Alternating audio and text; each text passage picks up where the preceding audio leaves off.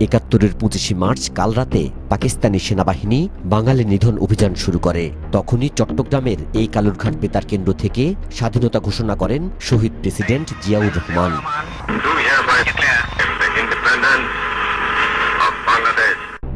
কিন্তু দীর্ঘদিন এই কেন্দ্রটি অবহেলায় পড়েছিল। স্বাধীনতা ঘোষণার সম্প্রচার সরঞ্জাম সরিয়ে রাখা হয়েছিল চট্টগ্রামের জিয়া স্মৃতি জাদুঘরে।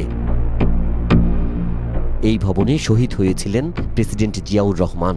তার শেষ দিনটির স্মৃতি এখনো সংরক্ষিত আছে।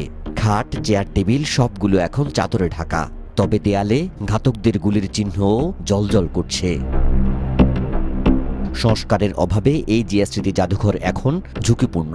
প্রায় জায়গায় পলেস্তারা খসে পড়ছে। বাধ্য হয়ে সাধারণের প্রবেশ নিষিদ্ধ করেছে কর্তৃপক্ষ। স্বাধীনতার গৌরব চিহ্নগুলো দেখতে না পেয়ে হতাশ দর্শনার্থীরা।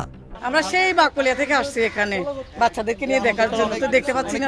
জিয়া স্মৃতি জাদুঘর আসছি বাচ্চা নিয়ে ঘোরার জন্য, এখন আসি দেখতেছি বন্ধ। জিয়া জাদুঘর এসেছি, এখন এখানে বন্ধ ছিল, তার জন্য ঢুকতে পারি নাই। ঈদের ছুটি আছে সেগুলো খাবারও আসলাম, কিন্তু দেখার সুযোগ হইল না আর কি, এটা একটা আফসোস।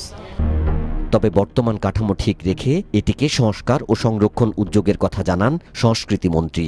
এই যে সার্কিট হাউস বিল্ডিংটা, যে রুমের শহীদ জিয়া ছিলেন, যেখানে তাকে নির্মমভাবে হত্যা করা হয়, সেই উঠে যাওয়ার সিঁড়ি, সেই ঘর, সেই খাট, সেই তার চারিদিকে যা সব কিছুকে আমরা অবিকল রেখে এর সংস্কার কাজ শুরু হয়েছে, এটাকে আমরা সংস্কার করব এবং এইখানে তার স্মৃতি রক্ষাতে আমরা আরও অন্যান্য পরিকল্পনা আছে, সেই পরিকল্পনাগুলো এখানে বাস্তবায়ন করা হবে।